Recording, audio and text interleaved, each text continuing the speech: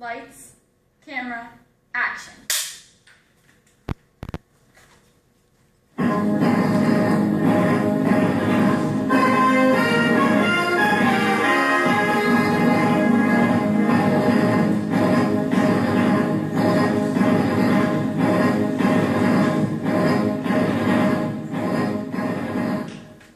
Hello ladies and gentlemen, my name is Zeke, Monahan, and welcome to my show. Now today I want to talk about sports. We all know sports. Sports are an integral part in some of our lives. They're a thing about bonding, entertainment, friendship, good sportsmanship, and friendly competition. But throughout human history, they were not quite this way. Sports used to be involved in politics. They were life and death situations in some cases. They were a very serious matter, and in some cases still are. And what is considered a sport has also evolved throughout humankind. I want to talk about the evolution of sports today, and with me I have brought my three guests. I have Miss Angela Pamfield, who is an expert on everything in dancing and cheerleading. She knows everything from dances back in the day, and even some more modern dances such as twerking. I have Mr. Christopher Logan, who is a black belt in Taekwondo and knows many things about other martial arts, as well as boxing and other weaponry-based sports, such as fencing. Then Mr. Jake Neild, who personally plays football for 10 years and knows things, anything involving a ball, he knows about it, any competitive sport.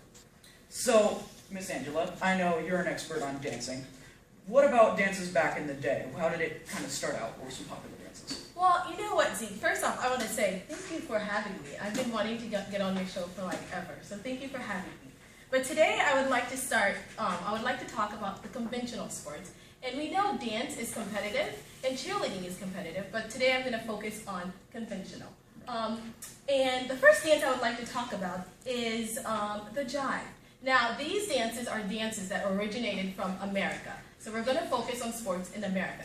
Now, as you can see, actually this is the bottom, the black bottom. In the black bottom, it's a really quick dance, and I wonder if they call it black bottom because it looks like you're kicking your bottom a little bit. I don't know. But another dance that's really popular is square dancing.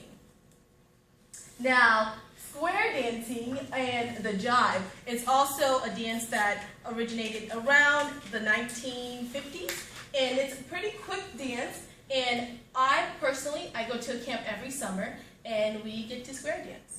And the kids love it, and it's a great way to get your workout on and bond with everyone. Now, another dance that is extremely popular, that was in the 1950s, is the bop and the jive. As you can see, the square dancing is up there. But you know what? I cannot talk about dancing without bringing up Michael Jackson.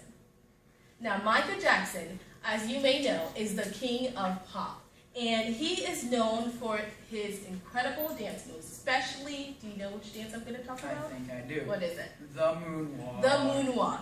Now, I personally have not been able to do the moonwalk yet. I'm still learning. But this dance, it almost looks like you're gliding on the floor. It's pretty cool. Michael Jackson is known for this, and this is a more recent dance. Now, another dance that I'm going to talk about is this dance is popular now. We all have seen it. We all have heard of it, but some of us really don't understand it, and that is twerking. Now, this dance is popular today, and if you own a TV or you've been to a party, I'm pretty sure you've seen twerking. And the interesting thing is, I have the definition of twerking. Do you guys know what the definition of twerking is? Afraid I don't. Okay, well, the definition of twerking is a sexual provocative dance move where you squat and you thrust back and forth. When I heard of this dance move, I really thought of squat pooping. It's like a sexy squat, like a poop squat. I don't know, but it's popular, and this is a popular dance today. But one thing that I know for sure is cheerleading, dancing and cheerleading really kind of go hand in hand. So the next thing I would like to talk about is cheerleading. Now, boys, did you know that in 1948, when cheerleading was really popular, that it was mainly a male sport? No. Actually, it was an all-male cheerleading squad. It wasn't until later on that females were allowed to join cheerleading.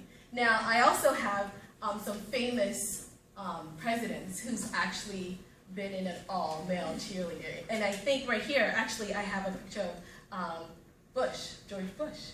And I like this picture because I think he looks kind of handsome. I don't know. Yeah. So, and later on, around it wasn't until like around 1950, around that area, that women actually took over the sport of cheerleading, and it became more co-ed. Now, if you are a cheerleader and you study the arts of cheerleading, you might have heard of Lawrence Herkimer.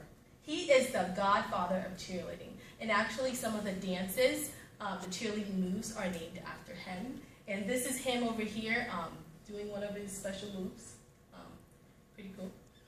And in the late 1970s, that's when people started looking at cheerleading as an actual sport. It was before then, it was just kind of yay, cheer at the football game. But yeah, so personally for me, I enjoy both sports. I have a slide of a picture of me. I actually got to hang out with some of the Orlando Magic cheerleaders, and I kind of look like a little kid there, but it's actually pretty fun. And so now, if you can see, cheerleading has evolved so much in America.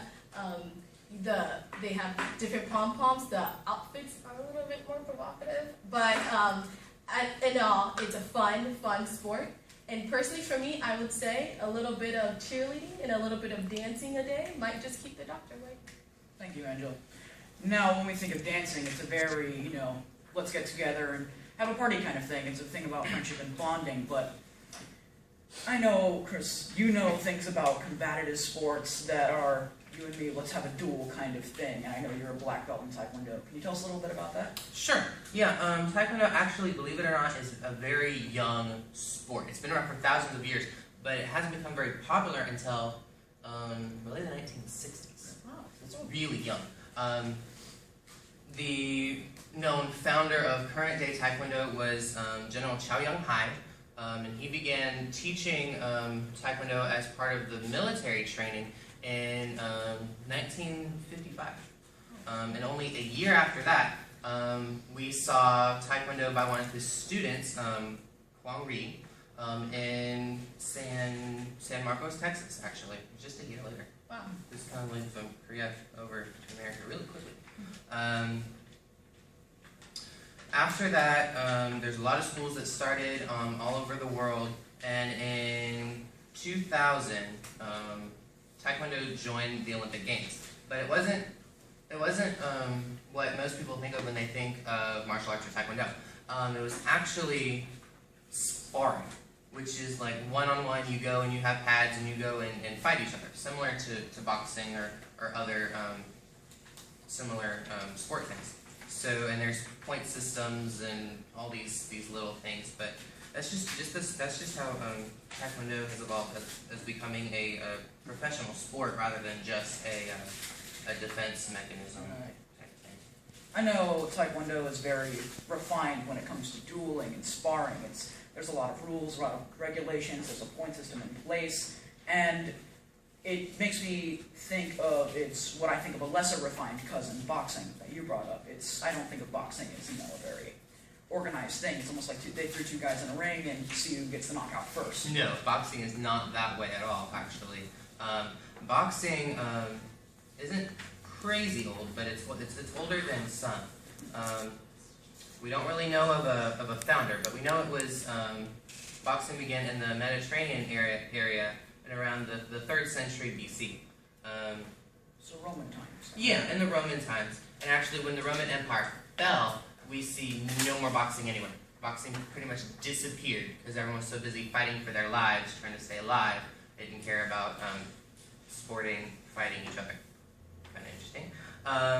Then we don't see any boxing until the 18th century in England, actually, is when we see kind of a rebirth of boxing. And then in 1839, we begin seeing rules being put in place of how we actually box. Before it was basically two people go, I'm going to box you. I'm like, okay, and they go beat each other to pieces. But it wasn't until that time era where they began to make rules for boxing and making sure people, there's the 30 the 3-minute rounds with about 4 rounds, minutes in between, all that stuff, and you can't punch in certain places and all these kinds of things. So that's when they started making rules and making it more of a professional thing and less of a beat each other to pieces, which is kind of what it is. It's basically two people are going and beating each other up. Right. We've talked about, those are both Taekwondo with the sparring aspect and boxing. They're both dueling sports, but they rely on the use of hands and, with, in the case of Taekwondo, feet as well. Right. Are there any particular, like, armed dueling sports? Yes, there is fencing, actually, is the main one that comes to mind. Thank you. Fencing is one of the older forms of things that we see. We don't know of any founder of fencing, which is kind of interesting. But I mean, if you think about it, all during the medieval time period, everyone's going around with swords and everyone's fighting each other with swords.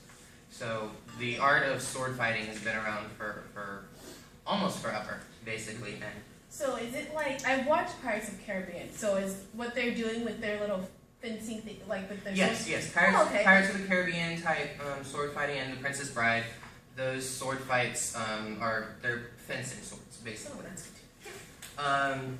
We see fencing starting, like the actual art of fencing, we see beginning in Italy and Germany in around the 14th century. So not quite as old as boxing, but still pretty old.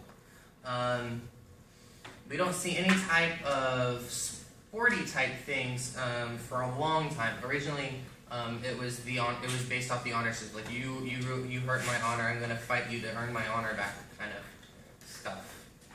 So it was duels to the death most of the time at that time. We didn't see fencing in the United States until the 1860s, and then in 1896 we see the first fencing school. So fencing has been in America for a long, long time. When did it join the Olympics? Too many Olympic things. 19 something or other.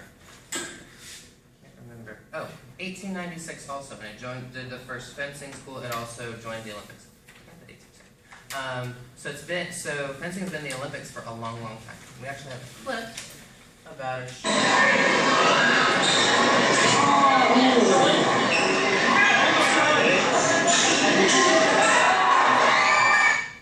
So that's what fencing looks like in the Olympics.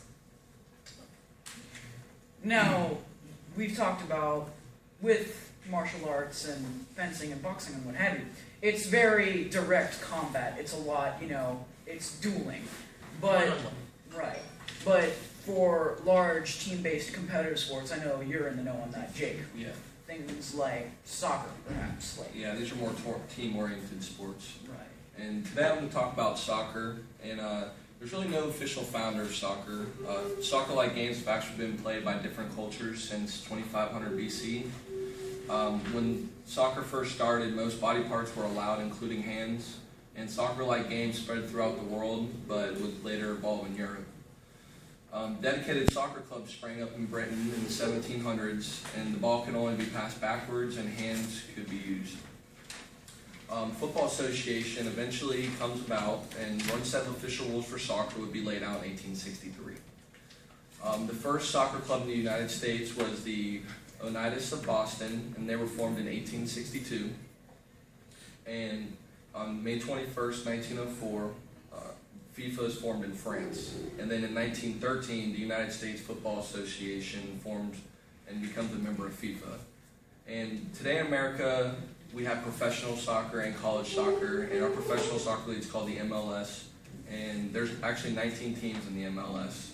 And today, soccer is actually really growing in America, actually due to the recent success of the FIFA World Cup, the United States team, moving on in their bracket. Interesting. Now, of course, when people think of soccer, other countries call it football, and I know that creates a lot of confusion because other countries call our football American football. But I know you play football, our football, and you're very knowledgeable of it as well. Can you tell us a little bit about that? Yeah, football and soccer are definitely completely different things. Football is definitely more contact, and it's just a real tough game in general. I actually have a clip to show just kind of how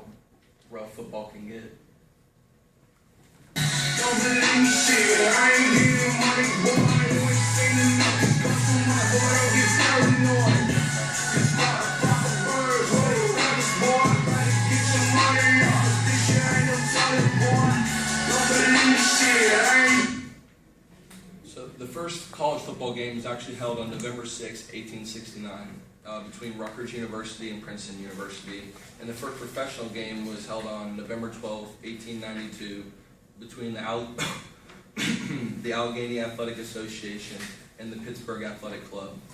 So today in America, we actually have high school football, youth league football, and college and professional football. And football is just growing in America like every year, just because it's actually televised. It's any Saturday or Sunday you can turn on any station on your TV, and there's just like you can find like 5 or 6 football games. And the NFL, like our professional football league is the NFL. That's the National Football League, and that was officially established in 1922. And when football first started back in the 1860s and 1800s, it was actually just like they wore regular clothes and like leather helmets, and today it's actually changed a lot. You actually have helmets, shoulder pads, knee pads, thigh pads, just pads basically all over your body to kind of protect you. And so Chris, do you actually know when the first Super Bowl was held? No, I don't. When was that? It was actually held on January 15th, 1967 between the Green Bay Packers and the Kansas City Chiefs, and Green Bay won 35-10. And the Super Bowl is actually like one of the most watched things every year in the United States. Now, soccer is, as we know, is feet only, and we talk about football, which is hands and feet. But what about, we have basketball that is just hands in most cases. What about that kind of sport? So basketball has actually been around for a while as well. Joe Naismith was a Canadian physical instructor at Springfield College, and he actually invented it in 1891. And on June 25th, 1929, the basketball patent was granted, which made basketball like an official thing. And when basketball first started, it actually started off with only 13 rules, and there's been some major changes since. The first basket was actually like a basket with no bottom to it, so when you shoot the ball, like you actually had if you made it, you'd actually have to go get the ball out of the basket. Why would they do that? That doesn't make sense. Well, that's why they later adapted, so now we have nets, so they can get the ball out easier. Some other rules that have changed was there wasn't originally 5 players on each team at a time. There could be anywhere from 20 to 30, and also they've added a 3-point line, a shot clock, and goaltending has been added, and just some more recent rules. Basketball has gotten very big over time. There's 351 Division I basketball schools and 30 professional teams. And just to talk about some legends, really, of basketball, Michael Jordan is known as one of the best basketball players ever. He's won 6 championships and he's broken numerous records. And besides LeBron James, and there's a big argument now who's better, LeBron or Michael Jordan. In my personal opinion, I still believe Michael Jordan's the best of all time. And I just have a little video on Michael Jordan just to show you how good he was.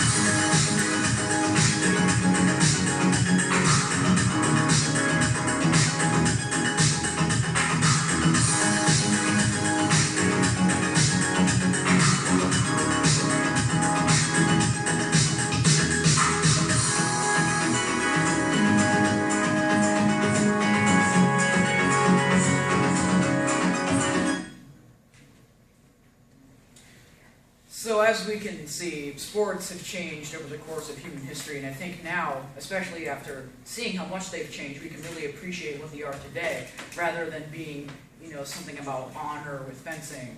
It's, it's a thing we bond over, a thing it's meant to entertain, a thing to draw the masses. And I think now we can really just appreciate how far sports have come and how they've been refined from their primitive state.